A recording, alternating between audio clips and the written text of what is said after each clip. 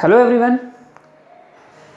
तो इस वीडियो में हम लोग करने वाले हैं properties of charges and Coulomb's law पर बेस्ड कुछ न्यूमेरिकल्स जो बोर्ड के पर्पज़ से पॉइंट ऑफ व्यू से बहुत इंपॉर्टेंट हैं और न्यूमेरिकल पे कमांड होनी ही चाहिए, क्योंकि जितना पोर्शन थ्योरी का होता है उतना ही परसेंटेज न्यूमेरिकल्स का भी होता है। तो कॉन्सेप्ट पढ़ने का मज़ा तभी है जब उसके न्यूमेरिकल भी साथ में होते रहें। तो हम लोग इसमें पहले प्रॉपर्टीज़ ऑफ चार्जेस बेस पर सारे न्यूमेरिकल करेंगे, देन हम लोग स्विच करेंगे कूलम्ब्स लॉ पर और फिर इनके कुछ मिक्स न्यूमेरिकल भी करेंगे। शुरुआत में न्यूमेरिकल ईजी होंगे और बहुत ही छोटे छोटे होंगे, फिर धीरे धीरे इनका लेवल बढ़ेगा। तो शुरू करते हैं अपने पहले न्यूमेरिकल से। इसमें है ये properties of charges based numerical है। इसमें पहला न्यूमेरिकल दिया हुआ है, there are 500 electrons are in excess on any conductor, find the value of charge and its nature on the conductor. किसी चालक पर, देखिए हिंदी मीडियम और इंग्लिश मीडियम दोनों के लिए मैंने लिख दिया है, तो हिंदी मीडियम नोट कर लेगा, इंग्लिश मीडियम भी नोट कर लेगा। किसी चालक पर 500 इलेक्ट्रॉनों के दिखता है, चालक पर आवेश का मान तथा प्रकृति बताइए। तो मैंने इस बार हिंदी भी पढ़ दी और मैं अगले न्यूमेरिकल से नहीं पढ़ूंगा, कोई एक ही लैंग्वेज पढ़ूंगा। अगर मैं हिंदी पढ़ता हूँ तो इंग्लिश नहीं पढ़ूंगा, आप अपने समझ आइए। देखिए यहाँ पर एक वर्ड यूज़ हुआ है एक्सेस।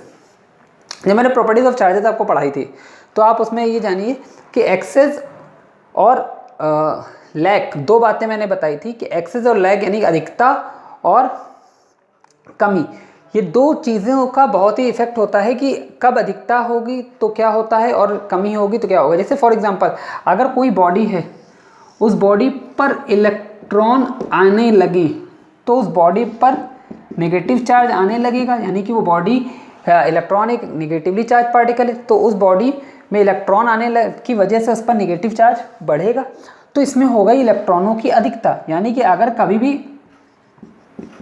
एक्सेस ऑफ इलेक्ट्रॉन कहें तो वहाँ पर हम लोग मानेंगे कि body is negatively charge, negative यानी कि जो हमारी वस्तु है वो ऋण आवेशित होगी। अगर अधिकता है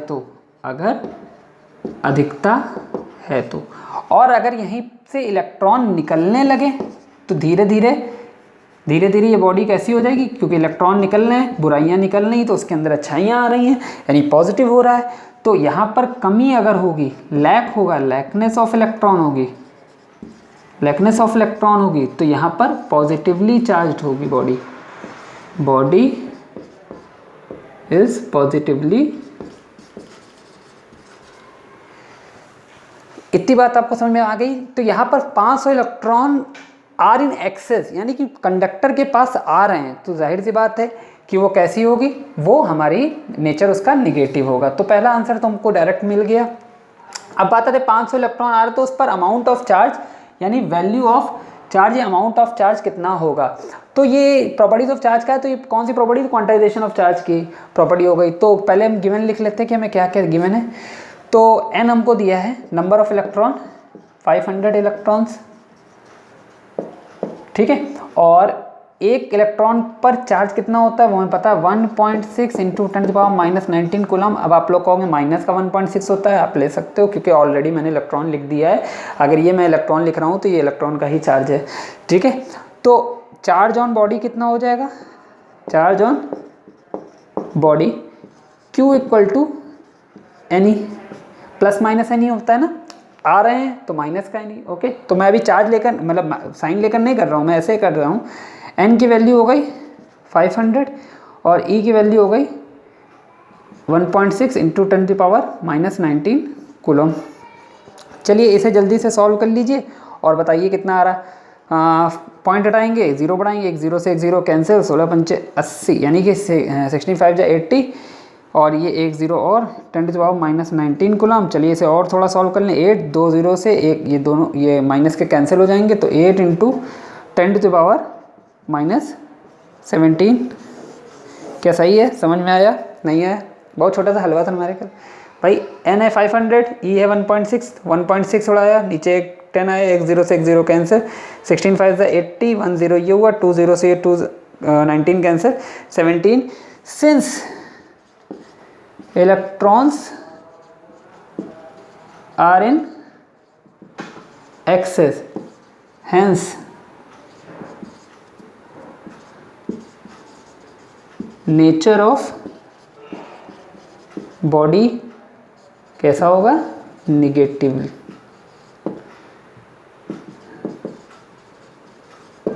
ठीक है, जल्दी से नोट कर लीजिए, फिर अगले न्यूमेरिकल की तरफ चलते हैं। चलते हैं अपने अगले न्यूमेरिकल की तरफ। इसमें दिया है a body has 1 coulomb of negatively charge, how much electrons it has in excess और लैक। और इसी सवाल को एक दूसरे तरीके से भी पूछा जाता है, वो मैंने लिख दिया है यहाँ पर, how many electrons in 1 coulomb. जैसे आ जाए 1 कूलम में कितने इलेक्ट्रॉन, या 1 कूलम को बनाने के लिए कितने इलेक्ट्रॉनों की नीड होती है। तो ये भी क्वांटाइजेशन ऑफ चार्ज के इलेक्ट्रॉन पर कितना चार्ज होता है, 1.6 इंटू 10⁻⁻19। तो जब 2 इलेक्ट्रॉन कंबाइन होंगे तो 3.2 इंटू 10⁻⁻19। ऐसे करते करते कितने इलेक्ट्रॉनों को कंबाइन करें कि वो परफॉर्म कर लें 1 कूलम, क्योंकि 3.2 10⁻⁻19 कूलम, ये भी 1 कूलम बहुत छोटा है। और इलेक्ट्रॉन जुड़ेगा 4 पॉइंटेड, ऐसे चलते चलते चलते 6.4, ऐसे चलते चलते चलते चलते ये पूरा परफॉर्म करे कितना, 1 कूलम, जो कि क्वांटाइज है। अब ये बताना है कि 1 कूलम को बनाने के लिए कितने इलेक्ट्रॉनों की जरूरत होती है। और यहाँ पर दिया हुआ है body has 1 coulomb of negatively charge. फिर से वही बात अभी बताया मैंने, अगर एक्सेस हो तो पॉजिटिव और लैकनेस हो तो नेगेटिव। अब यहाँ दिया है 1 कूलम का ऋण आवेश है, उस पर सामान्य से कितने इलेक्ट्रॉनों की अधिकता या कमी है। तो पहला तो आंसर में यही दिख गया कि उस पर ऋण आवेश है, मतलब वो नेगेटिवली है, तो जाहिर सी बात है उस पर क्या हो गई, सॉरी उल्टा लिख दिया मैंने, एक्सेस है तो निगेटिव और लैकनेस है तो पॉजिटिव। एक्सेस मतलब जब वो इलेक्ट्रॉन आएगा तो वो बुराई ले रहा है तो बुरा हो जाएगा ना, और जब अपने अंदर से इलेक्ट्रॉन निकालेगा, बुराई निकालेगा, तो वो पॉजिटिव हो जाएगा। ये याद करने का तरीका याद कर लीजिए आप लोग। तो यहाँ पर पहले दे दिया ऋणावेश है, उसके बाद मतलब उसके बाद निगेटिविटी भरी पड़ी है, तो जाहिर सी बात है वो कैसा हो गया, भरी पड़ी है तो निगेटिवली चार्ज है, तो उसके पास एक्सेस है। पहली बात तो हमें क्या लिखेंगे, सिंस, सॉल्यूशन में हम लिखेंगे since body has negative charge hence it has electrons in excess। यानी बॉडी क्योंकि ऋणावेशित है अतः उस पर इलेक्ट्रॉनों की अधिकता है। ये बात तो समझ में आ गई, यानी एक आंसर तो हमें मिल गया, उस पर अधिकता है। अब बात आती कितने इलेक्ट्रॉन मिलके वो एक्सेस उसके समान अवस्था से कितने इलेक्ट्रॉन उस पर अधिक आ रहे हैं, तो ये बताने के लिए हमें क्वांटाइजेशन ऑफ चार्ज करना पड़ेगा। तो Q दिया है यहाँ 1 कूलम, E होता है 1.6 इंटू 10⁻⁻19 कूलम, N हमें फाइंड आउट करना है। तो एक फॉर्मूला होता है, यहाँ कर दूँ, ये फॉर्मूला होता है Q equal to N e, तो N equal to Q by e, N equal to Q by e. तो N इक्वल टू Q की value 1 coulomb, 1.6 into 10⁻⁻19 coulomb, coulomb से कूलम मर गया, 1 अपॉन ये ऊपर चला जाएगा 10⁻+19 अपॉन 1.6। एक काम करते हैं, ऐसे तो भैया मज़ा नहीं, पॉइंट हटाया, एक जीरो पड़ गया, 10/16 ऊपर है 19। अभी भी 10 छोटा है, तो उसको सॉल्व करने का इजी तरीका बता देता हूँ कि अभी भी 16 बड़ा है, तो एक ज़ीरो इसको दे दो, तो ये हो गया 100/16। इसके पास कितना बचा, इसके पास कितना बचा 18। अब इसको ज़रा डिवाइड कर लो, 16 से डिवाइड करो, 16 6 96, ठीक है। तो ये जाएगा 6 पॉइंट, डिवाइड करके देख लो, ये हो गया 16 और ये हो गया 100, तक 96, 4 बचा, यहाँ 9 में से पॉइंट लगाया, जीरो पड़ेगा, 16 16 दूनी 32, 32 हो गया, सही है ना। 8 बचा, पॉइंट लगाया, जीरो 16 पंचे 80, यानी कितना 6.25 into 10⁻18 electrons are in excess. यानी कितने इलेक्ट्रॉन हैं ज़्यादा, 6.25 into 10⁻18 electrons are in access.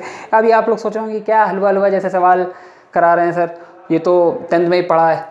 तो अभी मैंने बोला ना स्टार्टिंग में थोड़ा इजी आएंगे, फिर थोड़ा सा हाई लेवल की तरफ बढ़ेंगे। जल्दी से इसे नोट कर लीजिए, अगले न्यूमेरिकल की तरफ चलते हैं। अगला क्वेश्चन देखिए, how many electron will form a charge of 3.2 coulomb. 3.2 coulomb आवेश कितने इलेक्ट्रॉन द्वारा, बिल्कुल ऐसे ही जैसे 1 कूलम आवेश को निर्मित करने के लिए हम लोगों ने किया था, वैसे ही 3.2 कूलम आवेश के लिए है। वीडियो को पॉज करिए और खुद से लगाइए। 3, 2, 1। ठीक है, आपने ट्राई किया, आंसर आया। ठीक है, मैच करिएगा कि आपका आंसर सही है या गलत है। तो क्यू कितना दिया हुआ है, क्यू दिया है 3.2 कूलम। एन हमें फाइंड आउट करना है, ई की वैल्यू हम जानते हैं 1.6 इंटू 10⁻⁻19 कूलम होता है। क्यू इक्वल टू क्या लगाएंगे, एन ई, तो एन इक्वल टू क्या हो जाएगा, क्यू बाई ई। तो क्यू की वैल्यू हो गई 3.2 इंटू 3.2 कूलम, और ई की वैल्यू हो गई 1.6 इंटू 10⁻⁻19 कूलम। कूलम से कूलम मर गया, ये 2 टाइम्स गया, 2 इंटू 10⁻+19 इलेक्ट्रॉन्स। कितने इलेक्ट्रॉन्स, इतने इलेक्ट्रॉन्स की ज़रूरत है। यहाँ पर कुछ नहीं दिया क्योंकि इलेक्ट्रॉन्स जा रहे हैं तो जाहिर सी बात है, वैसे पूछा नहीं गया तो, और इलेक्ट्रॉन की नीड है तो जाहिर सी बात है निगेटिवली ही आएगा। ठीक है, तो जल्दी से इसे नोट करिए, आगे बढ़ते हैं अगले न्यूमेरिकल की तरफ। तो यहाँ हमारा एक नया न्यूमेरिकल है, देखिए इसमें 2 insulated charge copper spheres A and B of identical size have charges Q and Q B respectively. यानी कि 2 हमारे पास तांबे के विद्युत रोधी गोले हैं जो समान आकार के, मैंने बोला ना समरूप, समरूप मतलब जिनका द्रव्यमान, आकार, आकृति सब बराबर हो, मतलब जितना मास उसका होगा उतना इसका, जिसका साइज उतना होगा उसका होगा, बी का उतना ही, ए का शेप भी सेम है। तो उन पर दोनों पे चार्ज कितने कितने हैं, एक पर क्यू ए है, ए बॉडी पर, और बी पर कितना है, क्यू बी है। एक तीसरे स्फीयर को जो सेम साइज का है, मतलब वो भी आइडेंटिकल ही मान सकते हैं आप कि वो भी आइडेंटिकल है, लाते हैं हम पहले ए पर कांटेक्ट कराते हैं, फर्स्ट बॉडी पर कांटेक्ट कराते हैं, and then contact with the second, तब हम सेकंड पर कांटेक्ट कराते हैं, और बाद में उसे तीसरी बॉडी को यानी सी को हटा देते हैं। तो अब नए जो दोनों गोले ए व बी हैं उस पर नया चार्ज कितना होगा, ये प्रॉपर्टी कौन सी है, ये हमने मेथड्स ऑफ चार्जिंग में पढ़ा था, जब डायरेक्ट कॉन्टैक्ट मेथड पढ़ा था तो उसमें हमने ये पढ़ रखा है। तो यहाँ पर भी कंजर्वेशन लगेगा चार्जेस का। तो इसको समझने के लिए देखिए, बहुत इजी तरीके से मैं आपको समझाता हूँ। ये हमारे पास पहला और ये हमारे पास दूसरी बॉडी है, दोनों आइडेंटिकल हैं। मैं बना रहा हूँ, अगर छोटा बड़ा हो जाए तो माइंड मत करिएगा, दोनों ही बराबर हैं। ये बी बॉडी, इस पर चार्ज है क्यू ए और इस पर चार्ज है क्यू बी। एक तीसरी बॉडी को पहले ए पर लाते हैं, सबसे पहले ए पर लाते हैं, ये ए है, और इसके साथ कांटेक्ट कराते हैं सी को, सी बॉडी को। इस पर चार्ज कितना है, क्यू ए, और ये तो न्यूट्रल है, इस पर चार्ज कितना होगा, 0। इस पर चार्ज कितना हो जाएगा, क्यूसी मान नहीं सकते, इस पर हम लोग मानेंगे चार्ज 0। तो अब इसके बाद दोनों पे चार्ज कितना कितना डिस्ट्रीब्यूट होगा इनको हटाने पर। जब ए को सी से रिमूव करेंगे तो दोनों पे चार्ज कितना होगा, तो हम लिखेंगे after the contact of A and C, after the contact of A and C charges will be, या ऐसे लिख दें, on removing C from A after contact charge. भाई फिर ये दोनों इक्वली आइडेंटिकल ना, इक्वल बटेंगे, तो हम लिख सकते हैं charge on A, new charge on A equal to charge on C equal to, क्या फॉर्मूला होता है, Q A plus Q first body plus second body charge divided by number of bodies. याद रखिए, सम ऑफ चार्ज कांटेक्ट के लिए use होगा upon number of bodies. ये होता है चार्ज निकालने का फॉर्मूला किसी भी बॉडी पर, sum of charge upon number of body, यानी दोनों टोटल चार्ज जोड़िए ऊपर और नीचे जितनी बॉडीज हैं वो। तो यहाँ कितनी बॉडीज हैं, 2 हैं, डिवाइड में 2 लिख दिया। इस पर चार्ज क्यू है, इस पर चार्ज क्यू भी। तो यहाँ से हमारे पास चार्ज ऑन सी भी कितना आएगा, क्यू ए बाई 2, और रिमूव करने पर नया चार्ज ए पर कितना आ गया, ए पर कितना आ गया QA/2 और सी पर भी कितना आ गया QA/2। तो बात समझ में आ गई।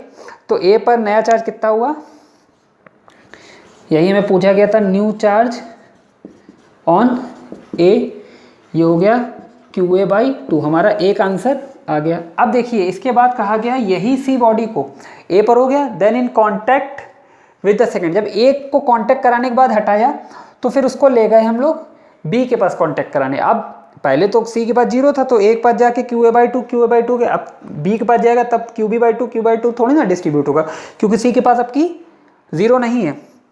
अगर हम बात करें तो यहाँ पर हमने इसको हम लोग चार्ज ऑन ए को न्यू चार्ज ऑन ए हमारे पास बताया, तो चार्ज ऑन सी को हम मान ले रहे हैं ये QC'। तो पहले हमने QC माना था 0, तो अब QC' हमारे पास कितना होगा, यही हमारा QA' है। तो QA' बराबर QC' बराबर QA/2। अब यही चार्ज ये कनेक्ट करेगा बी पर, तो ये रहा बी बॉडी, दैट इज हमारी QB, और ये रही हमारी सी बॉडी। आइडेंटिकल है, छोटा बड़ा मत समझिएगा। तो ये हो गया, इस पर कितना चार्ज है QA/2।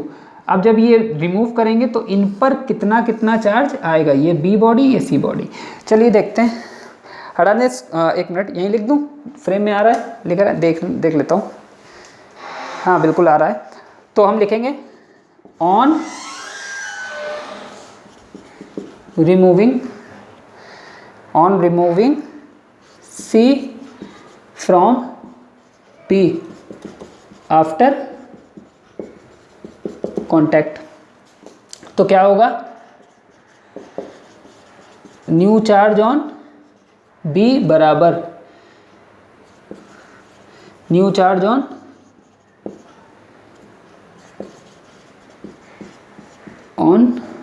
सी इक्वल टू क्या हो जाएगा, QB प्लस QC', ये तो QC' है ना, अपॉन में 2। QC' की वैल्यू हटा दूँ, क्वेश्चन तो लिख ही लिया होगा।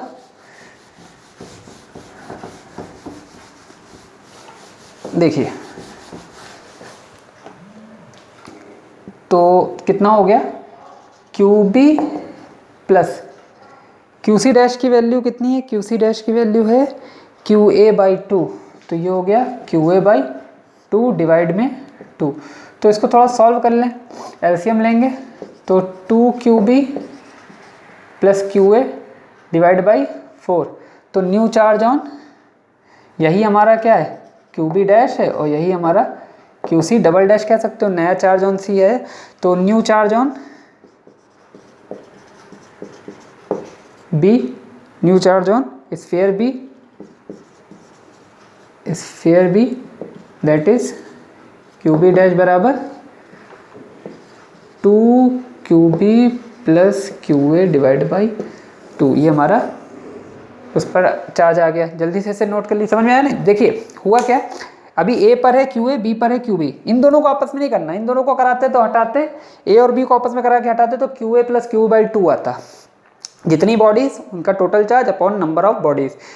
ठीक है, अगर मान लो 3 बॉडी ऐसे जुड़ रही होती हैं, एक पर चार्ज Q1, एक पर Q2 और तीसरे पर, तो कितना आंसर आता है Q1 प्लस Q2/2 नहीं, Q1 प्लस Q2/3, क्योंकि थर्ड वाला तो 0 है ना, लेकिन काउंट तो नंबर ऑफ बॉडीज में वो भी करेंगे, लेकिन बस इस पर हम लोग 0 लिखेंगे। आफ्टर कॉन्टैक्ट जब रिमूव करेंगे तो सब पे कितना आ जाएगा, Q1 plus Q2/3, Q1 plus Q2/3, Q1 plus Q2/3। अगर सब इजी करने के लिए Q मान लो तो कितना आ जाएगा 2Q/3, इस पर भी 2Q/3, इस पर भी और इस पर भी। ठीक है, तो यहाँ पर ए और बी को कॉन्टैक्ट नहीं, सी को कॉन्टैक्ट कराया, 0 था, दोनों में इक्वली डिवाइड हुआ QA/2।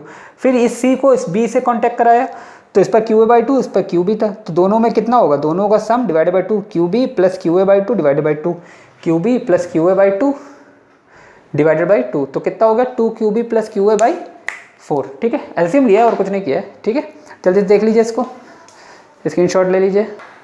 एक मिनट, यहाँ मैं गलती से 2 लिख गया 4। अगर इसको आप सीक्वेंस से लिखना चाहें तो आप ऐसे भी लिख सकते हैं, जैसे यहाँ पर इसको ऐसे कर लीजिए, पहले QA प्लस 2QB A/4। अब सही है, मैं गलती से 2 लिख गया था। ठीक है,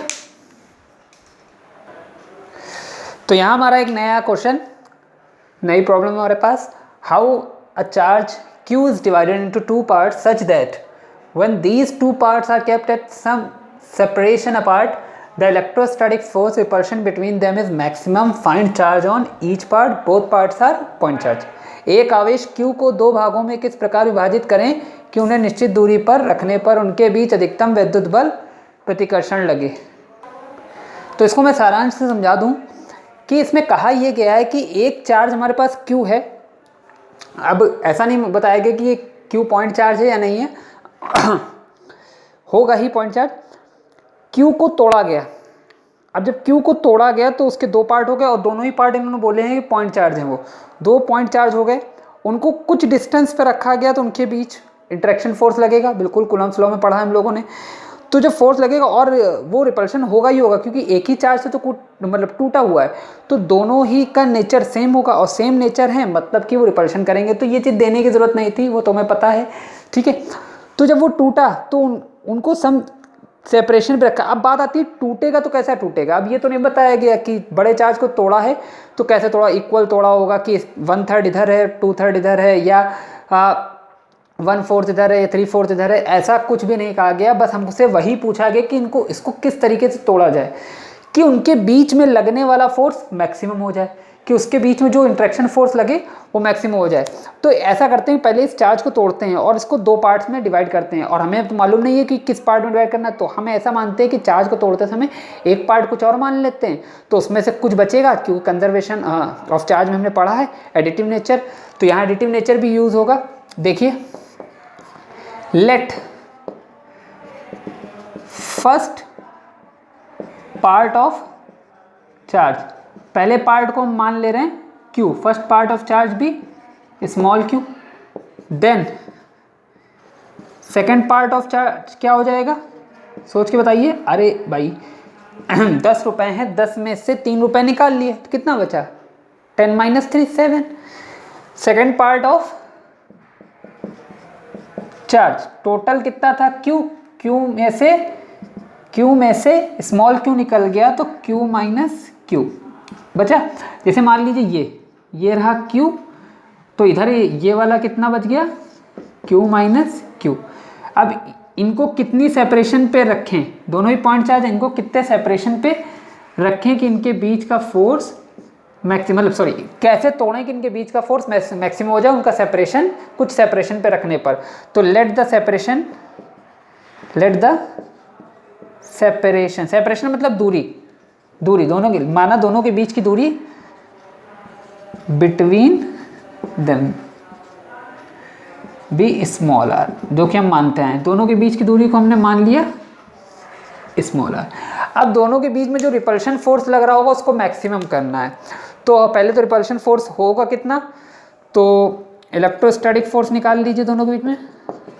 इलेक्ट्रोस्टैटिक फोर्स बिटवीन देम कैसे निकलता है, by Coulomb's law. Coulomb's law क्या होता है, F = K Q1 Q2 / R²। Q1 कितना है Q1 कितना है Q, थोड़ा सा इसमें कूलम्ब्स लॉ पे भी आ गया है क्वेश्चन, ठीक है। Q1 Q2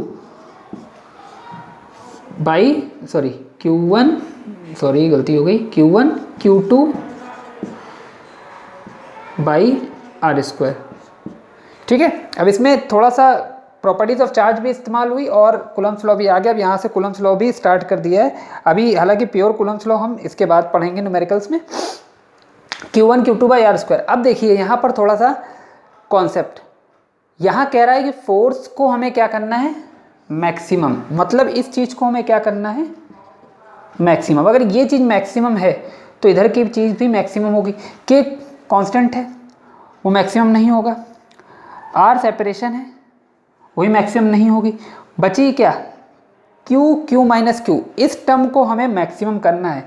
तो यहाँ पर थोड़ा सा मैथ का, मतलब इस टर्म को हमें मैक्सिमम करना है, तो थोड़ा सा मैथमेटिक्स का कॉन्सेप्ट लगेगा। मैक्सिमम मिनिमम आप लोगों ने पढ़ा होगा कि अगर y फंक्शन है x का और y को अगर मैक्सिमम करना है, सुन लीजिए मैं फिर से बोल रहा हूँ, अगर y फंक्शन है x का, f फंक्शन है, कैपिटल Q तो कांस्टेंट है, क्या चीज़ कांस्टेंट नहीं, स्मॉल क्यू कुछ भी हो सकता है, 1/3, 2/3, 1/2 कुछ भी हो सकता है। तो स्मॉल क्यू पर डिपेंड कर रहा है, यानी ये एक वेरिएबल है, यानी कोई क्वांटिटी किसी वेरिएबल पर डिपेंड कर रही है और उसे मैक्सिमम करना है। तो कॉन्सेप्ट लगता है dy/dx इक्वल टू 0 कर दो। क्या कर दो? ये मैक्सिमम मिनिमम पढ़ाया जाता है मैथमेटिक्स में। अगर कोई फंक्शन किसी पर डिपेंड कर रहा है और उस फंक्शन को मैक्सिमम करना है तो dy जिस फंक्शन पे वो डिपेंड कर रहा है dx, उसके रिस्पेक्ट में डिफरेंशिएट फर्स्ट डेरिवेटिव 0 के इक्वल कर दो। तो यहाँ पर y के प्लेस पर कौन है? f। x के प्लेस पर कौन है? कैपिटल Q या स्मॉल q? कैपिटल Q तो फिक्स क्वांटिटी है, जो चीज़ वेरी कर रही है। क्या कर रही है? q कितना रखें? 1/3, 2/3, मतलब तोड़ा है, कितना तोड़ें? कैपिटल Q तो दिया ही हुआ है, कैपिटल Q ये कांस्टेंट है। तो अगर इसको मैक्सिमम करना है f को, तो हमें q यानी कि q के रिस्पेक्ट में फर्स्ट डेरिवेटिव निकालकर उसको 0 करना है। यानी कि फॉर मैक्सिमम फोर्स, अगर मैक्सिमम फोर्स हमें चाहिए, ये हटा दूं, ये तो नोट हो गया होगा आपका। मैक्सिमम फोर्स चाहिए तो हमें क्या करना पड़ेगा? dF/dq equal to 0। अब वैल्यू रख दो, f की वैल्यू रखो। f की वैल्यू यहाँ पर पुट करेंगे कितनी? q माइनस q अपॉन में r², ठीक है, इक्वल टू 0। चाहो तो अंदर मल्टीप्लाई कर लो, d/dq, ना चाहो तो k/r² कांस्टेंट बाहर निकालो, फर्स्ट इंटू सेकंड लगा दो। मैं फर्स्ट इंटू सेकंड में नहीं ले जाना चाह रहा, चलो अच्छा फर्स्ट इंटू सेकंड से करना ज़्यादा बेटर है। k/r² को बाहर निकाला क्योंकि वो कांस्टेंट है, बचा अंदर क्या? q minus q। या एक काम करिए, फर्स्ट इंटू सेकंड से मत ही करिए, मैथ आपके यहाँ पर कुछ बच्चे ऐसे हैं जो बायोलॉजी वाले होंगे, तो उनको मैं और सिंपल तरीका बता देता हूँ। अंदर मल्टीप्लाई कर लीजिए, d/dq, अंदर करा kq capital Q minus kq² upon में r²। पक्का? अलग अलग दोनों को डिवाइड कर दीजिए, इधर लिख रहा हूँ मैं। इसके बाद d/dq अलग अलग डिवाइड कर दीजिए, kq/r² माइनस kq²/r², 0।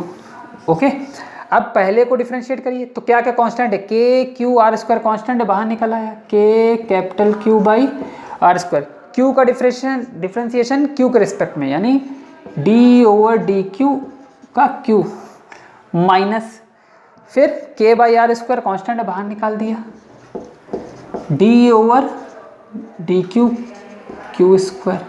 पक्का? यहाँ पर q का डिफरेंशिएशन q के रिस्पेक्ट में, x का डिफरेंशिएशन x के रिस्पेक्ट में। मैं थोड़ा फॉर्मूला बता दूँ, d/dx of x1 d/dx of x to the power n होता है nxn-1। मतलब अगर x² का आप निकालोगे तो पावर एक आगे आ जाएगी, यानी ये पावर आगे आ जा रही है 2, और एक पावर कम हो जाएगी 2-1 यानी कि 2x। समझे? तो यहाँ पर लगाइए, तो इसका तो 1 हो गया। इसमें देखिए k/r² इक्वल में 0 चल रहा है, ठीक है, यहाँ 2 बाहर आ जाएगा और एक पावर कम हो जाएगी। अब देखिए क्या कर रहा हूँ, 1 से मल्टीप्लाई करेंगे, k/r² दोनों में कॉमन हो गया, तो बचा क्या?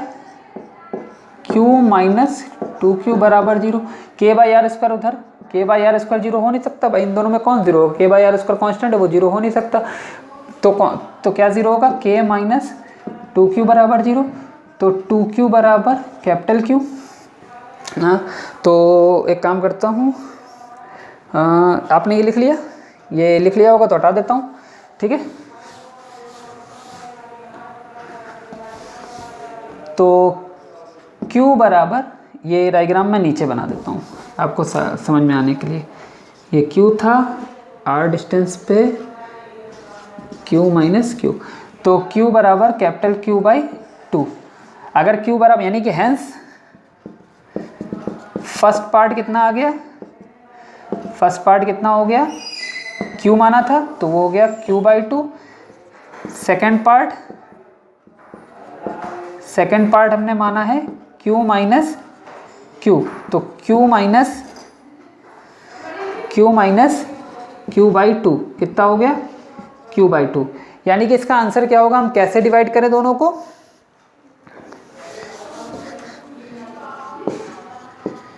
For maximum force we have to divide the charge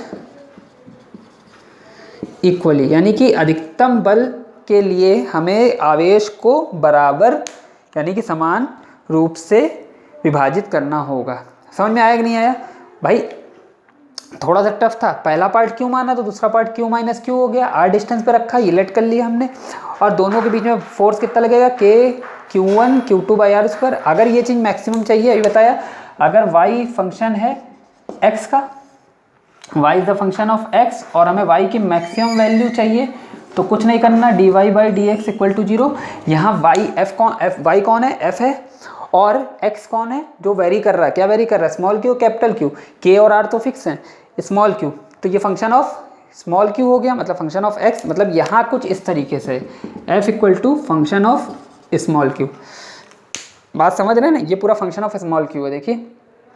तो मल्टीप्लाई कर दिया और अलग अलग डिवाइड कर लिया r से, फिर डिफ्रेंशिएशन किया, जो जो कांस्टेंट उसको बाहर निकाल के, तो फिर हमारे पास ये वैल्यू बची Q/2। तो फर्स्ट पार्ट Q/2 है और second part Q minus Q था, स्मॉल q था भाई। सेकंड पार्ट हम सॉरी गलती लिख गया, सेकंड पार्ट हमारा Q माइनस स्मॉल q की वैल्यू है Q/2 भाई, स्मॉल q की वैल्यू निकाली है Q/2, तो ये वाला हो जाएगा Q minus Q/2 sorry Q/2, यानी दोनों पे कितना होगा, Q/2। समझे, इक्वली डिवाइड करना पड़ेगा, मतलब वो जो बड़ा वाला चार्ज था Q को, उसको हमें Q/2 रखेंगे, तो उनके बीच में लगने वाला फोर्स मैक्सिमम होगा। ये ऑब्जेक्टिव पर्पज से भी आता है कि एक चार्ज के बीच में लगने वाला मैक्सिमम फोर्स कब हो सकता है, तो जब चार्ज इक्वली डिवाइडेड हो, समझे। तो इसको जल्दी से स्क्रीनशॉट ले लीजिए ताकि आगे बढ़ते हैं। यहीं पर हमारे प्रॉपर्टीज ऑफ चार्ज के सारे न्यूमेरिकल्स कंप्लीट होते हैं। अब हम लोग इसके अलावा भी आपकी बुक में, टेक्स्ट बुक में बहुत से रेफरेंस बुक में होंगे, आप उसको ट्राई करिए, नहीं आता तो कमेंट बॉक्स में दीजिएगा, मैं उसे सॉल्व करने की कोशिश करूँगा और आपको प्रोवाइड करने की कोशिश करूँगा, ठीक है। और दूसरी बात, अब हम लोग स्टार्ट करते हैं कूलम्ब्स लॉ पे रिलेटेड न्यूमेरिकल। इसमें भी कूलम्ब्स लॉ यूज़ हुआ था, लेकिन अब प्योर कूलम्ब्स लॉ वाले क्वेश्चन स्टार्ट करते हैं। जल्दी से नोट कर लीजिए इसे। तो यहाँ हमारा एक नया क्वेश्चन जो कि कूलम्ब्स लॉ पे बेस्ड है, हमने प्रॉपर्टीज ऑफ चार्जेस पे कम्प्लीटली कर लिया। अब हम लोग कूलम्ब्स लॉ पे आएंगे। What is the force between two small charged spheres having charges 2 × 10⁻⁷ and 3 × 10⁻⁷ placed at 30 cm apart in air? बहुत इजी क्वेश्चन है, पॉज करके खुद से ट्राई करिए, कूलम्ब्स लॉ का फॉर्मूला याद करिए और लगाइए, देखता हूँ किसके आंसर सही होते हैं। अगर आप चाहते हैं तो मैं आपको ऑप्शन भी दे देता हूँ। ऑप्शन चाहिए पक्का? बिना ऑप्शन करिए, क्या करना है ऑप्शन से, क्या करना है आप अपना लगाइए, फिर मैच करिएगा, ठीक है। चलिए ठीक है, करते हैं। आई थिंक आपने ट्राई किया होगा पॉज करके, ठीक है। देखते हैं पहले Q1 कितना है, लिख लो, 2 × 10⁻⁷ कूलम। Q2 कितना है, 3 × 10⁻⁷ कूलम। R कितनी है, distance, R equal to 30 centimetre. और फोर्स बिटवीन चार्जेस कितना होता है, बाई कूलम्ब्स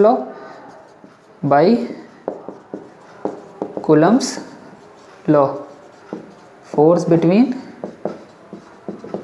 चार्ज्ड स्फीयर्स, यहाँ स्फीयर दिया हुआ है इसलिए स्फीयर्स, कितना होता है, F equal to K Q1 Q2/r²। अब आप लोगों ने क्या किया होगा, अब देखिए यहाँ K की वैल्यू दी है क्या, फॉर एयर कहा गया है, फॉर एयर के लिए K की वैल्यू होती है 1/4πε0, जो कि होती है 9 × 10⁹ न्यूटन मीटर स्क्वायर पर coulomb square. Okay, newton metre, अगर यही ε0 की निकाले तो coulomb square upon newton metre square, ठीक है। तो एयर के लिए इतना होता है, एयर या वैक्यूम के लिए। आपने किया क्या होगा, आपने किया होगा यहाँ पुट किया होगा 9 × 10⁹, Q1 की वैल्यू 2 × 10⁻⁷ कूलम, ये हो गया न्यूटन मीटर स्क्वायर पर कूलम स्क्वायर। इसकी वैल्यू हो गई 2 इंटू 10⁻⁷ कूलम। इसकी वैल्यू हो गई 3 इंटू 10⁻⁷ कूलम डिवाइड बाई आपने किया, डिवाइड में कर दिया आपने आर स्क्वायर यानी 30 सेंटीमीटर स्क्वायर, जो कि हो गया गलत। पहली बात तो सारी सिस्टम को MKS में होना चाहिए। कूलम है, सेंटीमीटर नहीं है, तो सेंटीमीटर को मीटर में कन्वर्ट करिए। सेंटीमीटर को मीटर में कन्वर्ट करने के लिए 10⁻² से मल्टीप्लाई, क्योंकि 1 मीटर बराबर 100 सेंटीमीटर, तो 1 सेंटीमीटर बराबर 10⁻² मीटर। ओके, इतनी बात समझ में आ गई? पक्का याद रहेगा कि नहीं रहेगा? अगर नहीं याद है तो याद कर लीजिए। अगर किलो हो यानी K हो तो 10⁻3। ओके, K का मतलब 10, M हो तो 10⁻6, माइक्रो हो तो 10⁻⁻6, मिली हो तो 10⁻⁻3, सेंटीमीटर हो तो 10⁻⁻2। ये सब मीटर बनाने के लिए यूज़ होते हैं। ठीक है, इसी तरह पीको हो, पीको मतलब 2 माइक्रोन 10⁻⁻12। ओके, तो वो सब बात की बात है, वो सब मैं जब कराता रहूँगा न्यूमेरिकल तो बीच बीच में बताता रहूँगा। तो यहाँ पर कितना रखना पड़ेगा? 330 इंटू 10⁻⁻2 का होल स्क्वायर। ओके, तो यहाँ पर थोड़ा सॉल्व कर लेते हैं, सॉल्व करते हैं। देखिए ये ऐसे ही रहेगा 9। ओके, पावर सारी एक साथ लिख लेंगे, 9 इंटू 2 इंटू 3 अपॉन में 3 का स्क्वायर 9, ये 900 हो गया।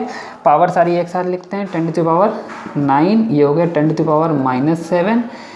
या एक काम करते हैं, सॉल्व कर लेते हैं, या चलिए लिख लेते हैं पहले 10⁻7, ये हो गया 10⁻7 और ये -4 ऊपर जाके +4। पक्का?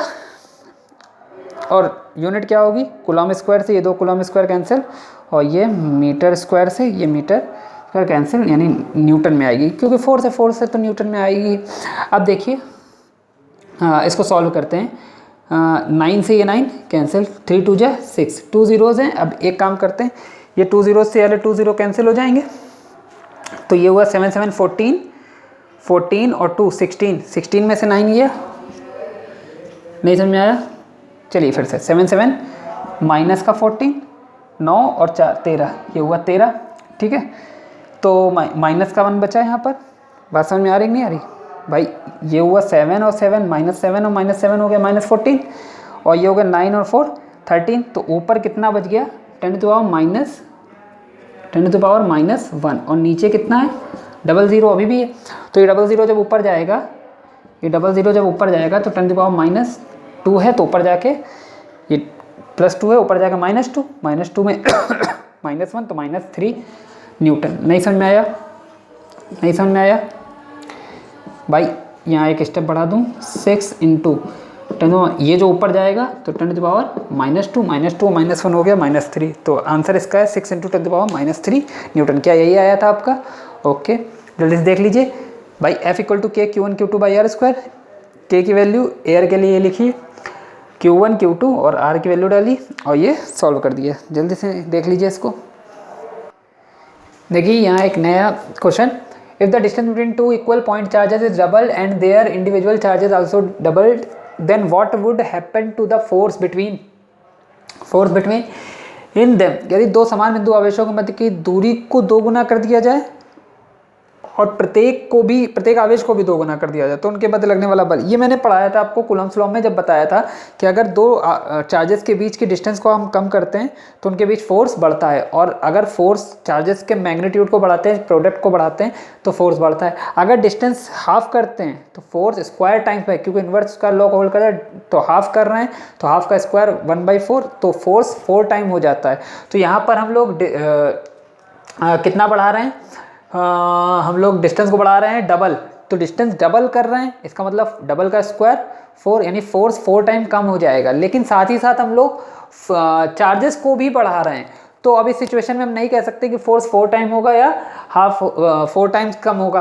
तो इसको करने के लिए देखिए हम पहले समझा देते हैं आपको कि यहाँ पर पहले माना हमने एक चार्ज, दोनों ही इक्वल हैं, तो एक चार्ज ये और एक चार्ज यहाँ मान लेते हैं Q, और इनके बीच की डिस्टेंस R है, तो इनके बीच लगने वाला फोर्स कितना होगा?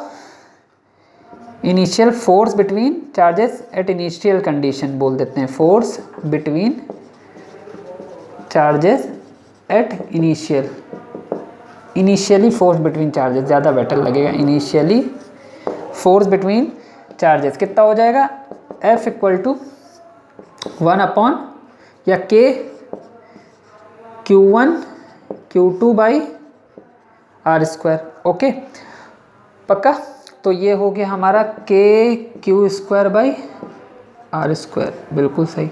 अब हमने क्या करा, अब हमने हर चार्ज को भी डबल कर दिया यहाँ पर और डिस्टेंस को भी हमने डबल कर दिया, डिस्टेंस को भी डबल कर दिया और चार्ज को भी। Then new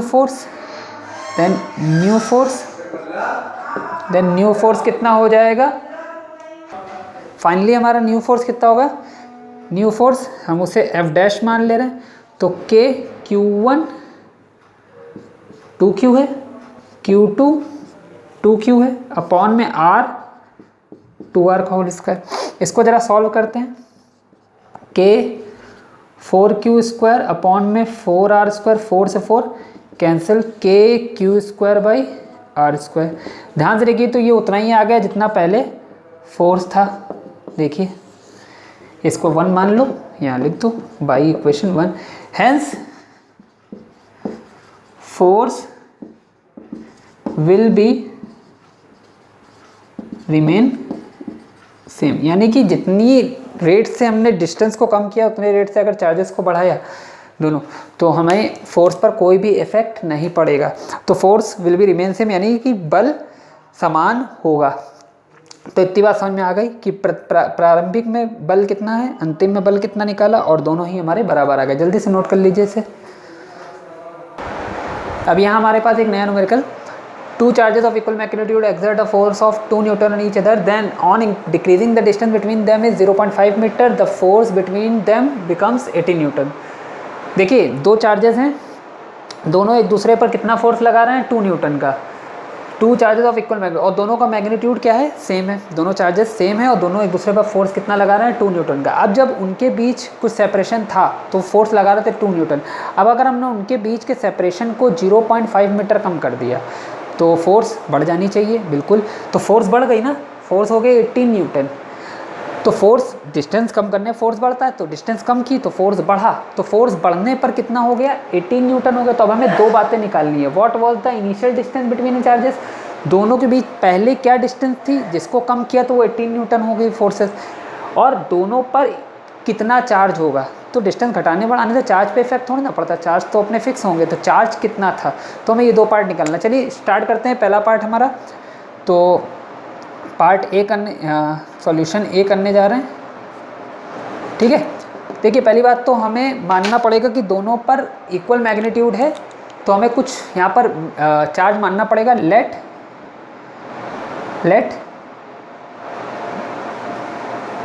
charge of equal magnitude be small Q, दोनों पे इसने क्या मान लिया, स्मॉल क्यू, और दोनों के बीच का सेपरेशन इनिशियली कुछ मानना पड़ेगा, तभी तो 0.5 मीटर डिक्रीज करेंगे। And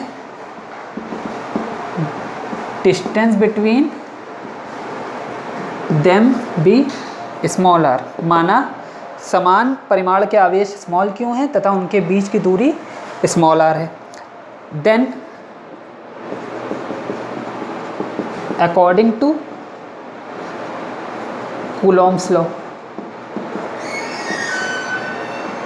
force between them, Coulomb के नियम से उनके मध्य बल क्या होगा, F equal to K Q1 Q2 by R square होता है। तो Q1 भी Q है और Q2 भी Q है। और अब हमें यहाँ पर दिया है और K की वैल्यू ये सब एयर में ही हो रहा है, अगर किसी सवाल में ना दिया हो तो आप एयर लेकर कर देना। तो K की वैल्यू कितनी हो गई, F की value according to question F equal to हमें दिया है 2 न्यूटन। तो 2 न्यूटन ये दिया है ना, उनके बीच का बल कितना है, 2 न्यूटन। तो 2 × 9 × 10⁹ Q square by R square. This is our equation number first. Question तो नोट कर लिया होगा। या मैं इधर ही बगल में कर देता हूँ। Now distance between them decreasing by 0.5 metre. अब दोनों के मध्य दूरी 0.5 मीटर कम कर देने पर तो r कितना हो गया हमारा, r माइनस 0.5 मीटर, r हो गया r माइनस, एंड f कितना हो गया हमारा 18 न्यूटन हो गया, f हमारा हो गया 18 newton. Then by Coulomb's law, force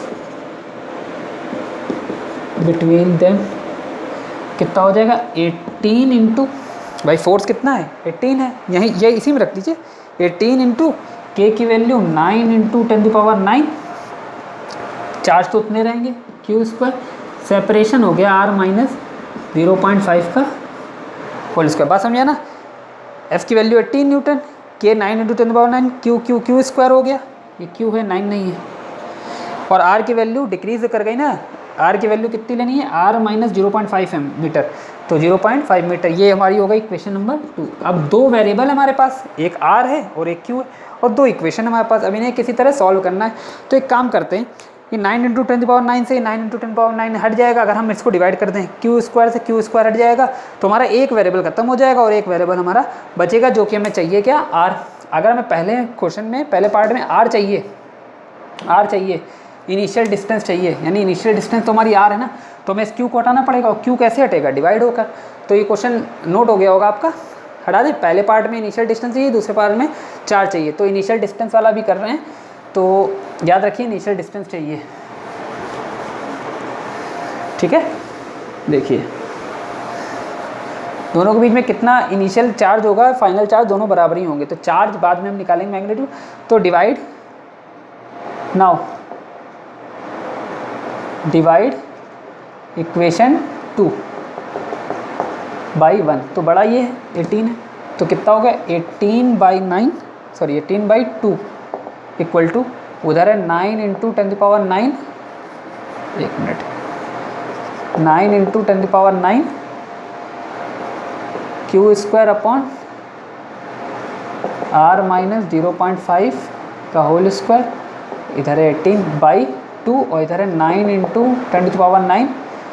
क्या ये सब दिख रहा है इतना छोटा, हाँ बिल्कुल दिख रहा है, into Q square by r square, ये से ये कैंसिल, क्यू स्क्वायर से क्यू स्क्वायर कैंसिल, 18 9 यहाँ बच गया हमारे पास 9, ये हो जाएगा क्या, ऊपर जाएगा r square upon r minus 0.5 का होल स्क्वायर। तो इस चीज़ को हम ऐसे भी लिख सकते हैं, इसके बाद इधर इस चीज़ को हम ऐसे भी लिख सकते हैं, कैसे, r अपॉन r माइनस 0.5 का होल स्क्वायर बराबर में 9, तो r टेकिंग स्क्वायर रूट लेंगे तो 9 का इधर का स्क्वायर रूट लिया तो ये बचा, इधर 9 का लेंगे तो प्लस माइनस 3, तो टेकिंग पॉजिटिव साइन, अगर हम भाई क्वाड्रेटिक इक्वेशन है तो एक बार पॉजिटिव एक बार निगेटिव, तो पॉजिटिव ले लो, r माइनस 0.5 इक्वल टू +3, तो r बराबर +3 अपॉन r माइनस 0.5, तो r बराबर 3r माइनस 1.5, 3r 1.5, तो 3r ये रहा। एक काम करते हैं, इसको इधर भेजते हैं, तो 1.5 3r माइनस r, इस r को इधर लाए तो 2r बराबर, इस r को इधर लाए 2r बराबर 1.5, तो r बराबर 1.5 divide by 2, that is r equal to 0.75 metre. एक आंसर हमारा ये आया। अब टेकिंग नेगेटिव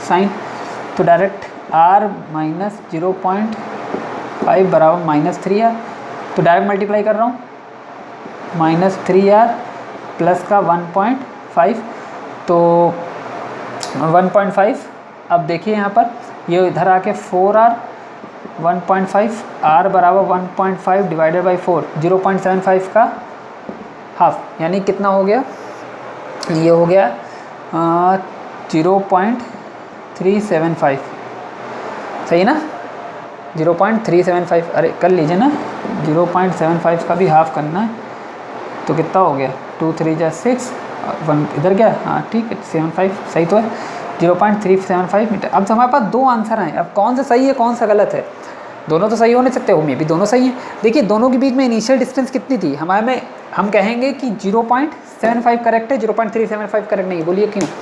देखिए दोनों के बीच में इनिशियल सेपरेशन कितना था, 0.5 का, सॉरी इनिशियल सेपरेशन r था, अब r में से 0.5 कम किया है, अब भाई कम जिसको किया है, भाई मैं कहूँ 10 में से 11 कम कर दो, नहीं कर सकते ना, 10 में से 10 से छोटी चीज़ तो कम करोगे, यानी जिस चीज़ को कम कर रहे हो वो उसी में से कम हो सकती है अपने से बड़े से, यानी कि अगर हम ध्यान से देखें तो ये 0.3 है और 0.7 है, तो 0.5 किससे कम हो सकती है, अपने से बड़े से कम हुई होगी ना, भाई सेपरेशन कुछ था, बात समझिए, सेपरेशन कुछ था तो सेपरेशन से 0.5 कम किया है, तो जाहिर सी बात है पहले सेपरेशन ज़्यादा था तब 0.5 हो कम किया उसको, तो पहले सेपरेशन अगर मान ले 0.3 था तो 0.3 से 0.5 कम कैसे करोगे, हाँ पहले सेपरेशन 0.75 था तो 0.5 कम हो सकता है, तो हम क्या लिखेंगे,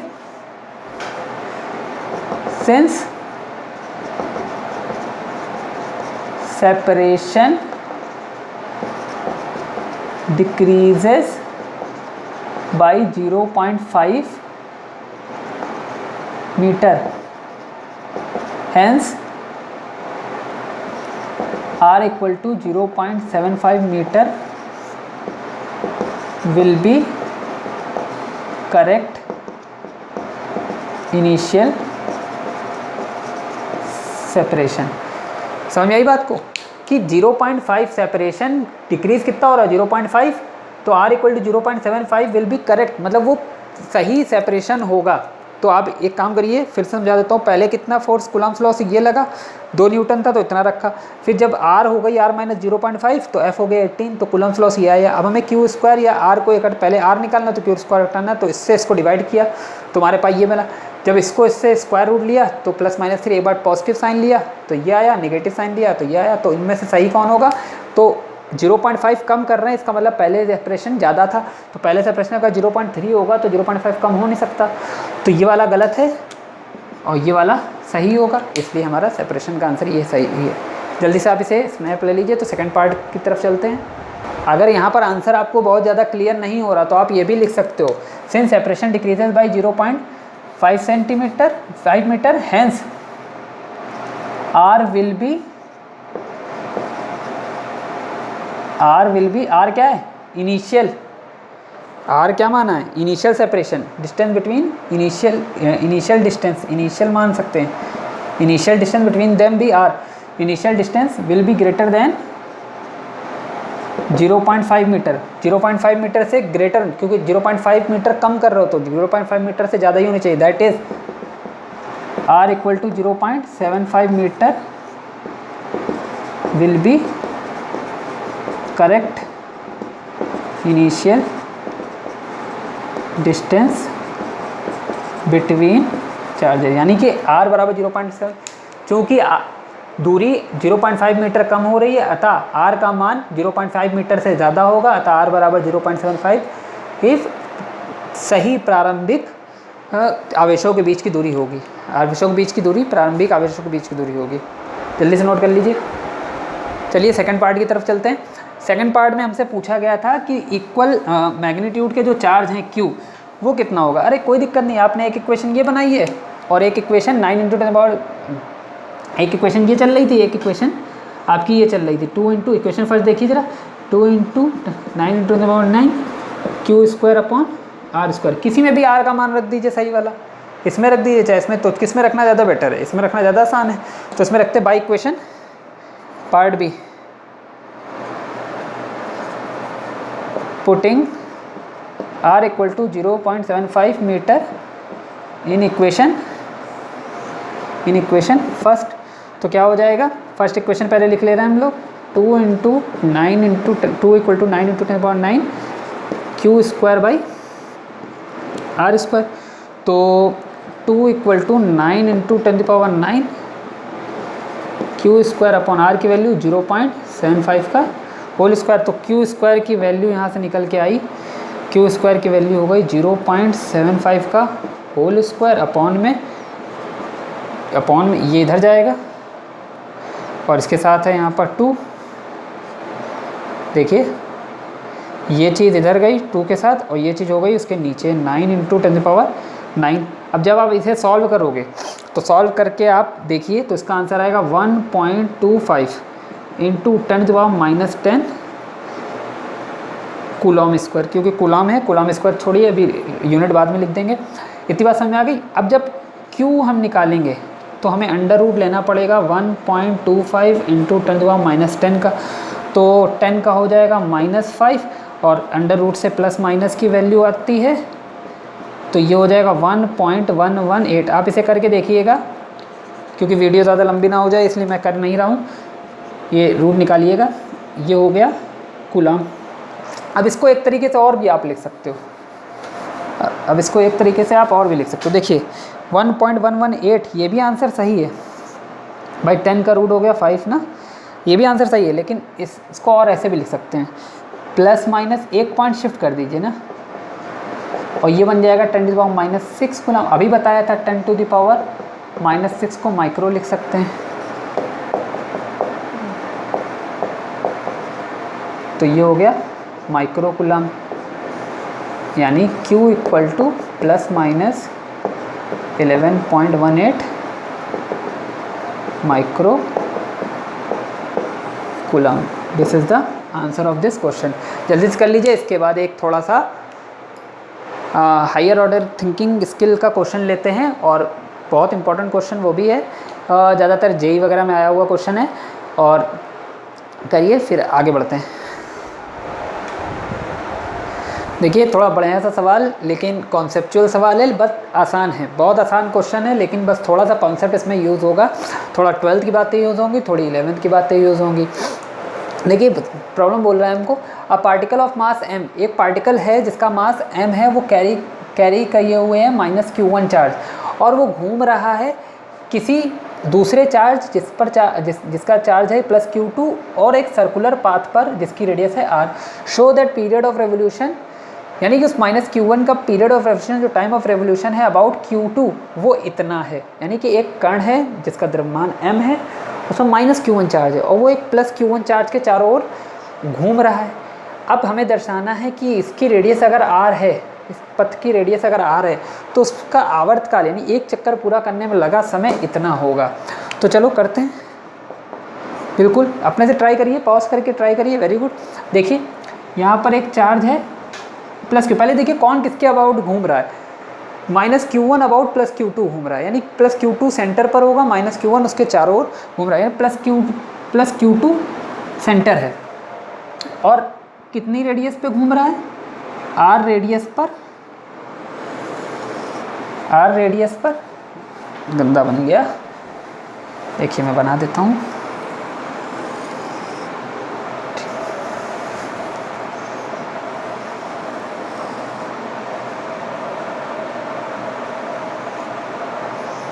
ठीक है, ये +q2 है, इससे r रेडियस पर एक पार्टिकल है जिस पर मास है m और उस पर चार्ज है -q1 सॉरी, और इसका टाइम ऑफ रिवोल्यूशन हमको निकालना है। तो मैंने हमेशा बताया है और आपको पता होगा 11th में आपने पढ़ा है कि कोई भी पार्टिकल अगर किसी भी बॉडी के चारों ओर घूमता है तो वहाँ एक फोर्स लगता है जो उसे रिवोल्यूशन में हेल्प करता है। That force will B centripetal force. उस फोर्स को हम कहते हैं सेंट्रीपिटल फोर्स, यानी कि अभिकेंद्र बल। और ये अभिकेंद्र बल कहीं से उसके पास नहीं होता है, ये वहाँ पर कोई ना कोई फोर्स होता है जो उसको सेंट्रीपिटल फोर्स प्रोवाइड कर रहा होता है। तो यहाँ पर कौन सा फोर्स ऐसा है जो उसे सेंट्रीपिटल फोर्स प्रोवाइड कर रहा है, तो यहाँ पर है इलेक्ट्रोस्टैटिक फोर्स, क्योंकि एक +q है एक -q है, दो चार्जेस है ना, चार्जेस के बीच में हमेशा इलेक्ट्रोस्टैटिक फोर्स लगता है। तो यहाँ पर एक कॉन्सेप्ट यूज़ होगा, आप लोग मत लिखिएगा, कॉन्सेप्ट लिखिए, यानी कि centripetal force equal to electrostatic force between -Q1 and +Q2, यानी कि अभिकेंद्र बल बराबर -Q1 व +Q2 के मध्य वैद्युत बल। ये वैद्युत बल, अभिकेंद्र बल कहाँ से मिलेगा उसे? यहाँ से मिलेगा। अभिकेंद्र बल का फॉर्मूला होता है हाफ mv²। कितना? Half mv²। ये काइनेटिक एनर्जी का फॉर्मूला आपने पढ़ा है कि नहीं पढ़ा? Half mv²। अब जरा हाफ mv² अगर काइनेटिक एनर्जी है तो यहाँ तो हमें काइनेटिक एनर्जी पूछी नहीं गई है, हमें तो सेंट्रीपिटल फोर्स। अब फोर्स होता क्या है? फोर्स होता है F = ma। अब सेंट्रीपिटल फोर्स चाहिए तो मास एक्सेलरेशन सेंट्रीपिटल चाहिए तो कितना होता है? mv², v²/r। तो यहाँ पर होगा mv²/r इक्वल टू में electrostatic force between two charges कितना होता है? कूलम्ब्स लॉ से के को एप्सिलॉन नॉट के टर्म में लिखना, तो एप्सिलॉन नॉट के टर्म में लिख देते हैं 1/4πε0 Q1 Q2/r²। देखिए Q1 Q2 बाई माइनस और प्लस नहीं है, मैंने कूलम्ब्स लॉ में बताया था कि केवल मैग्नीट्यूड लेते हैं, उनके नेचर से मतलब नहीं होता। Q1 Q2/r²। अब बात आती है यहाँ पर एक सबसे मुश्किल वाली कि हमें v नहीं पता। देखिए हमें सवाल में कहीं वेलोसिटी नहीं दी है तो v हमें पता नहीं, तो एक काम करते हैं हम v फाइंड आउट कर लेते हैं। पहले तो देखिए एक r से एक r मर गया, ठीक है। या तो छोड़ दीजिए, बाद में कर देंगे, छोड़िए। v का फॉर्मूला, v बराबर क्या होता है? डिस्टेंस अपॉन टाइम, ठीक है। अब डिस्टेंस यहाँ पर कितना लेगा? पूरा, तो डैट इज़ 2πr। टाइम कितना है? कैपिटल T, यही तो हमें फाइंड आउट करना है, कैपिटल T। तो ये हो गया m/r, अलग लिख दिया, इसको लिख दिया 2πr/T का होल स्क्वायर 1/4πε0 Q1 Q2/r²। अब काटना चाहो तो काट लो, ठीक है। कितना हो गया? m × 4π² अपॉन में T² 1/4πε0 Q1 Q2/r। यहाँ तक दिख रहा है फ्रेम में? बिल्कुल, बहुत बढ़िया दिख रहा है। नीचे भी लिखा जा सकता है पर मैं नहीं लिखूँगा, आपको क्वेश्चन तो नोट हो गया होगा, ऊपर ही लिखता हूँ, ठीक है। जो प्रूफ करना है मैं वो नहीं हटा रहा हूँ, ठीक है। तो कितना हो गया? एक काम करते हैं, इस t को इधर भेजते हैं, T² को बाकी सबको इधर लाते हैं, तो T² इधर ऑलरेडी है m × 4π² m × 4π² ऑलरेडी है। ये t उधर गया तो इधर से क्या आएगा? इधर से आएगा 4πε0 और r, और डिवाइड में जाएगा Q1/Q2। देखिए ये इधर है, ये इधर गया, तो 4πε0 इस 4π² के मल्टीप्लाई में, r में मल्टीप्लाई Q1 Q2 अपॉन में। इसको थोड़ा सा सॉल्व कर ले रहे हैं, तो 4 4 जा 16 π²ε0, ठीक है। ये रहा m, r² और r हो गया r³ अपॉन में आ गया Q1 Q2। देखिए t की वैल्यू हो गई √16 π²ε0 mr³ अपॉन में Q1 Q2। बिल्कुल प्रूफ हो गया, हेंस प्रूफ्ड। भाई समझिए, ये घूम रहा है ना, तो यहाँ पर जो वेलोसिटी होगी, अगर वेलोसिटी हम निकालें तो velocity equal to what? 2πr/T, क्योंकि इसको घूमने में हमने मान लिया टाइम पीरियड। यहाँ t क्या है? t हमको दिया है time period of revolution, proof करना है ना, वो तो गिवन है हमको, तो इसको घूमने में t टाइम लग रहा है, तो v की वैल्यू हो गई 2πr/T, यहाँ पुट किया और फिर इसको ट्रांसफ़र करके स्क्वायर रूट ले लिया। जल्दी से इसको नोट कर लीजिए, आगे बढ़ते हैं। चलिए यहाँ देखिए, बहुत बढ़िया क्वेश्चन है ये और काफ़ी कॉन्सेप्ट इसमें लगा है, लेकिन बहुत अच्छा सवाल है, इजी है लेकिन बढ़िया सवाल है। और ये मैं बता दूं किस बुक का है, ये SL अरोड़ा जी की बुक का है और काफ़ी बेटर सवाल है। देखिए इसमें कहा है 2 small spheres having mass of m kg and charge q kg, मतलब 2 स्फीयर्स हैं, स्मॉल स्फीयर्स हैं, उनके ऊपर कितना मास है, m है, और चार्ज q है। अब जब दोनों पे चार्ज q है मतलब सेम नेचर है, तो दोनों एक दूसरे को क्या करेंगे, रिपल करेंगे। रिपल कर रहे, और एक थ्रेड से वो क्या है, हैंग्ड है at a point, hanged at a point और बाई अ नॉन कंडक्टिंग। अब नॉन कंडक्टिंग स्ट्रिंग इसलिए लिया, अगर कंडक्टिंग होगी तो इसका चार्ज इसमें भी चला जाएगा, तो ऐसा माना गया कि चार्ज डिस्ट्रीब्यूशन नहीं है। तो दो स्फीयर हैं, दोनों को एक धागे से लटकाया, तो वो दोनों सेम नेचर के होने की वजह से रिपल करेंगे। जब रिपल करेंगे तो दोनों दूर भागेंगे। तो कुछ अरेंजमेंट ऐसा बनेगा, देखिए ये अगर मैं मान लूँ रिजिड सपोर्ट है, यहाँ से दो चार्ज इस तरीके से, एक मिनट थोड़ा ऊपर बना देता हूँ, बात समझिए। दोनों चार्ज ऐसे रिपल कर जाएंगे, एक मास ये है और एक मास ये है, दोनों के बीच में रिपल्शन फोर्स लगेगा, और force always acting line joining the charges. इस चार्ज पर फोर्स लगेगा इधर की तरफ, तभी तो ये दोनों क्या कर रहे हैं, रिपल कर रहे हैं। ये चार्ज, ये स्फीयर ए मान ले रहे हैं, इसको बी मान ले रहे हैं, ये कोई रिजिड सपोर्ट है। बात समझ में आई नहीं भाई, ऐसे पास पास थे, क्योंकि सेम नेचर है इसलिए कटाक से रिपल करेगा। इसका मास भी m है और इसका मास भी m है। अब आगे कह रहा है कि इस स्ट्रिंग की लेंथ कितनी है, l है, और नेग्लेक्जिबल मास है, इसका कोई मास नहीं है। If theta is the angle formed by string in equilibrium at vertex, यानी थीटा यहाँ पर फॉर्म कर रहा है इक्विलिब्रियम से। ये रहा इक्विलिब्रियम पॉइंट, जब दोनों चार्ज यहाँ थे, तो यहाँ से थीटा फॉर्म कर रहा है वर्टेक्स पे कितना, ये और ये भी कितना, थीटा इक्विलिब्रियम से दोनों तरफ इक्वल होगा, थीटा फॉर्म कर रहा है। तब हमें शो करना है ये, यानी कि दो छोटे गोले हैं, द्रव्यमान m है, आवेश q है, इन्हें l मीटर की लंबाई से लंबाई के और नगण्य द्रव्यमान के कुचालक धागे से, कुचालक मतलब चार्ज इसमें न जाए, एक बिंदु से लटका दिया गया S से। यदि साम स्थिति में प्रत्येक धागे द्वारा ऊर्ध्वाधर से थीटा कोण बन रहा है, तो हमें प्रदर्शित करना है कि चार्ज इतना होगा। बहुत अच्छा क्वेश्चन है, चलिए इसको ट्राई करते, पॉज करके लगाने की कोशिश करिए, नहीं आएगा तो मैं बताऊंगा। पॉज करके लगाने की कोशिश करिए, लगाएं, आया, किया, किया, 1 2, मीन पोजीशन ओ से दिखा दिए, 1 2 3 स्टार्ट। ठीक है, देखिए मैं करता हूँ।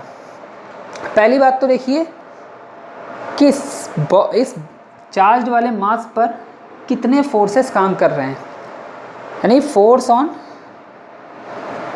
स्फीयर की बात करें, फोर्स ऑन स्फीयर की बात करें, कोई भी एक स्फीयर पकड़ लो, बी पकड़ लो, ए पकड़ लो, ए पकड़ लेते हैं। इस स्फीयर पे कितने फोर्स लग रहे हैं, पहला तो एक ये वाला फोर्स, दूसरा अगर ये ऐसे हैंग्ड है और ये अपनी मीन पोजीशन से अलग है, तो वायर में कुछ टेंशन भी तो लग रहा होगा, सोच के बताइए, वायर में कुछ टेंशन फोर्स भी तो लग रहा हो, यानी कि पहला फोर्स लग रहा टेंशन ऑन स्ट्रिंग। बात समझिए एकदम, एक ये सब 11th में पढ़ रखा है, कोई भी पेंडुलम को लटकाते हैं तो उस पर टेंशन लगता है, और टेंशन की डायरेक्शन हमेशा फिक्स्ड पॉइंट की तरफ होती है। बात समझ में आई। दूसरा, अगर ये मास है तो इस पर इसका कुछ वेट भी लग रहा होगा, वेट हमेशा mg होता है और हमेशा डाउनवर्ड होता है। दूसरा फोर्स क्या है, वेट ऑफ स्फीयर।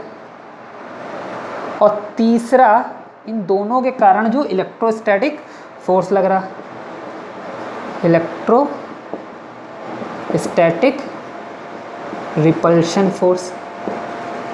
पक्का, यानी कि एक टेंशन लग रहा है, एक वेट लग रहा और एक साथ में इलेक्ट्रोस्टैटिक रिपल्शन फोर्स लग रहा है। अब देखिए तो तीन, तो इसमें लामीज थ्योरम आप लगा सकते हो, लामीज थ्योरम से और इजी हो जाएगा, लेकिन कुछ बच्चों ने यहाँ लामीज थ्योरम पढ़ी नहीं है, तो जिन्होंने नहीं पढ़ी उनको बहुत इजी तरीके से बताते हैं। अब देखिए, इस वेट को बैलेंस करने के लिए कोई ना कोई कंपोनेंट तो होगा ना, कोई ना कोई कंपोनेंट तो होगा ना। अब देखिए, ये थीटा है तो वर्टिकली अपोजिट ये भी थीटा होगा। भाई इस वेट को बैलेंस करने के लिए कोई होगा, वो होगा टेंशन का कंपोनेंट। भाई देखिए, इस वेट को बैलेंस करने के लिए कोई होगा, वो होगा टेंशन का कंपोनेंट। टेंशन ये थीटा है तो ये भी थीटा, तो यहाँ पर टेंशन किससे जाएगा, टी कॉस थीटा। जिनको नहीं आता वो मैं बता दूं, अगर कोई एक वेक्टर क्वांटिटी एक्स और वाई के साथ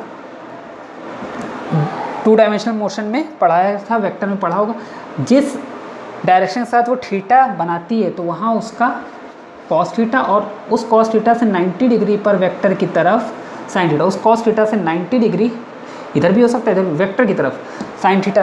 तो ये रहा टी कॉस थीटा, क्योंकि ये टी से थीटा बना रही इसलिए ये वाला टर्म टी कॉस, ये ए से थीटा बना रही इसलिए A cos theta, T cos theta, और इससे 90 डिग्री पर वेक्टर की तरफ, इधर या इधर, किससे बना रही थी, टी से, तो इधर जाएगा 90 डिग्री पर टी साइन थीटा। देखिए टी साइन थीटा। अब यहाँ पर दिख गया कौन किसको बैलेंस कर रहा है, T cos theta M G को, और एफ टी साइन थीटा को। तो एट इक्विलिब्रियम की बात करें, साम्यावस्था में, भाई ये हो गया धागे पर तनाव, ये हो गया गोले का भार, और ये हो गया विद्युत प्रतिकर्षण बल, विद्युत स्थैतिक प्रतिकर्षण बल। एट इक्विलिब्रियम की बात करें तो पहला कर रहा है टी कॉस थीटा बराबर एम जी, और दूसरा हो गया टी साइन थीटा बराबर एफ। ये क्वेश्चन नंबर फर्स्ट, ये क्वेश्चन नंबर सेकंड। नाउ ऐसे क्वेश्चन बहुत किए हैं 11th में। नाउ डिवाइड टी, भाई टी हमें चाहिए नहीं, इसमें कहीं टी आ रहा है नहीं, तो टी को हटाना पड़ेगा। Now divide equation 2 by equation first, तो क्या हो जाएगा, T sign theta upon T cos, equation 2 by equation first, तो एफ बाई एम जी, तो टी से टी कट गया, तो sign theta upon cos theta, ऊपर ये हटा दूँ, अब तो ये आप नोट कर लिया होगा, नहीं नोट किया तो स्नैप लेकर नोट कर लो। ये देखिए कितना हो गया, sine theta upon cos theta, ये हो गया tan theta F upon M G, तो एफ की वैल्यू यहाँ से निकल आई M G tan theta, that is equation number 3। Now force between charge spheres, दोनों के बीच में फोर्स कितना होगा, F equal to 1/4 pi epsilon naught Q1 Q2। तो पहले पर चार्ज कितना है, दोनों पे सेम चार्ज था, सवाल क्वेश्चन ने बोला है Q1 Q2 अपॉन में distance square Q1 Q2 upon में R स्क्वायर, R मतलब इस चार्ज से इस चार्ज की डिस्टेंस, इस चार्ज से इस चार्ज की डिस्टेंस क्या है, यही तो है ए बी, ये हो गया ए बी। अब ध्यान से देखिए, कहीं से हमें ये ए बी पता हो जाए, तो ए बी को कैसे पता करेंगे, इक्वेशन नंबर इसको 4 लेट करके छोड़ दिया।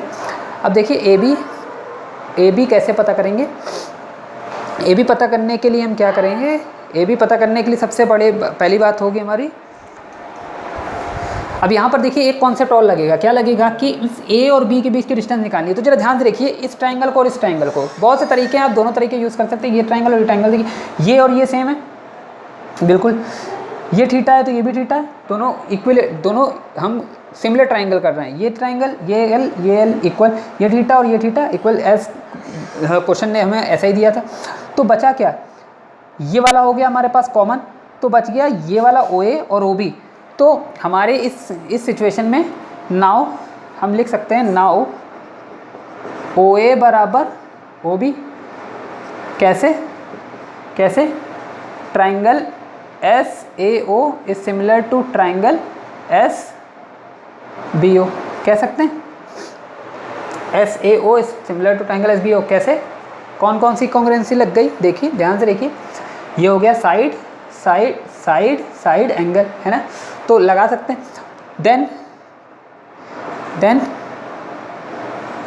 ए बी बराबर क्या हो जाएगा, ओ ए प्लस ओ बी, तो ए बी बराबर हो जाएगा ओ ए प्लस ओ ए, ओ बी को भी ओ ए लिख सकते हैं, तो ए बी बराबर हो गया 2 ओ ए। एक काम करते हैं, ये जो प्रूफ करना है वो हम कहीं और लिख देते हैं, यहाँ लिख देते हैं, इसके नीचे क्या लाना है, क्यू स्क्वायर बराबर 4 mg L square sine square theta tan theta 4 pi epsilon not. Okay, ये हटा देते हैं, ठीक है, बात इतनी समझे। अब कहीं से हमें ए बी अगर चाहिए तो हमें ओ ए चाहिए, और ओ ए चाहिए तो ओ ए वाले ट्रायंगल में आ जाओ, in triangle SOA, in triangle SOA में देखिए हमें OA चाहिए, तो थीटा के सामने परपेंडिकुलर हो गया, और क्या पता है 90 के सामने यानी हाइपोटेनियस, यानी परपेंडिकुलर निकालना, हाइपोटेनियस पता है, मतलब sine theta equal to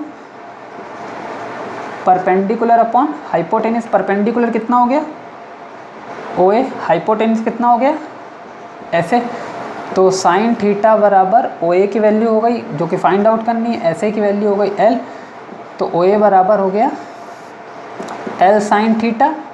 then इसको इक्वेशन मान लो, फिफ्थ इक्वेशन बढ़ रही, कोई दिक्कत नहीं, बाई फिफ्थ AB की वैल्यू हो गई 2L sine theta.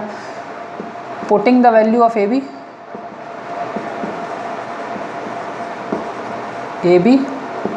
In equation, यही हमारा आंसर है, लेकिन अभी हमें AB की वैल्यू नहीं पता थी ना। इन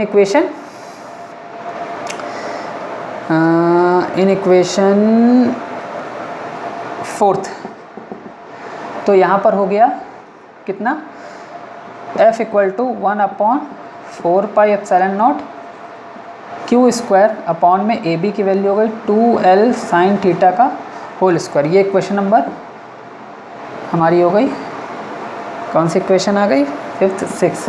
अब देखिए F की वैल्यू ये भी है, F की वैल्यू ये भी है, इन दोनों को क्या कर दें, कंपेयर करा दें। नाउ बाई इक्वेशन 3 एंड 6 ये हो गया mg tan थीटा बराबर 1/4πε0 Q स्क्वायर बराबर 4L square sine square theta.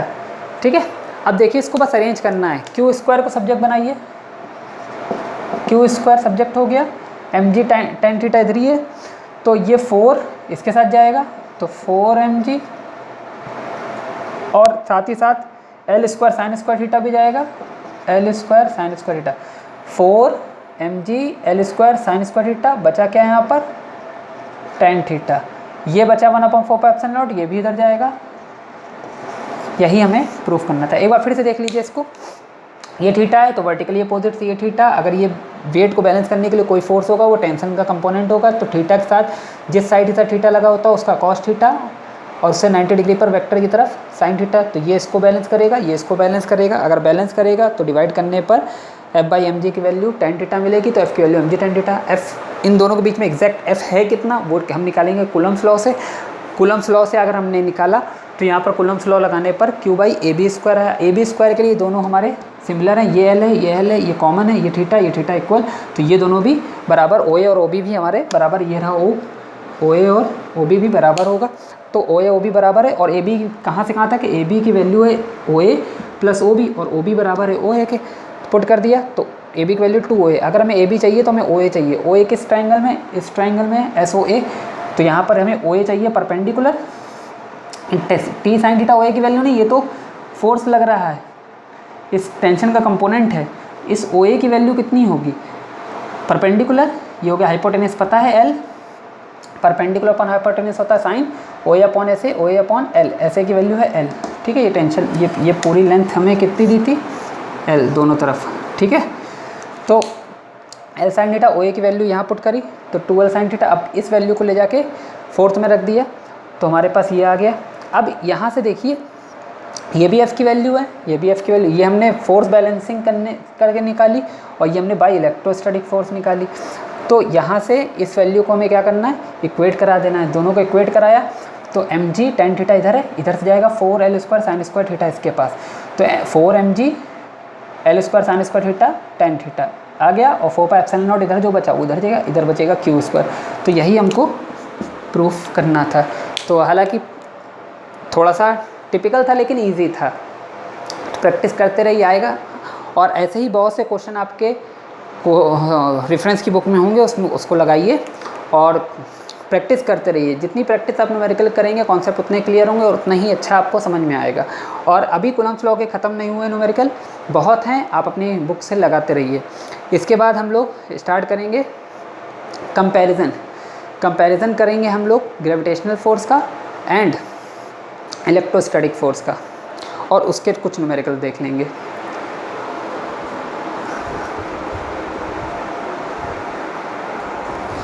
आप लोग कुछ लोग सोच रहे होगे कि इसमें आपने वाले क्वेश्चन नहीं कराए जो स्क्वायर और ट्राइंगल में पॉलीगन टाइप के क्वेश्चन होते हैं और वो इस पर भी कूलम्ब्स लॉ लगता है। तो वो जो क्वेश्चन होते हैं वो आते हैं फोर्स अंडर मल्टीपल चार्जेस। तो वो मल्टीपल चार्जेस का सुपरपोजिशन प्रिंसिपल होता है, सुपरपोजिशन प्रिंसिपल ऑफ चार्जेस होता है। तो वो अभी मैं नेक्स्ट लेक्चर में आपको पढ़ाऊँगा, तब हम वैसे क्वेश्चन करेंगे जो कूलम्ब्स लॉ पे बेस्ड होते हैं और उसमें multiple superposition principle of forces भी इंक्लूडेड होता है।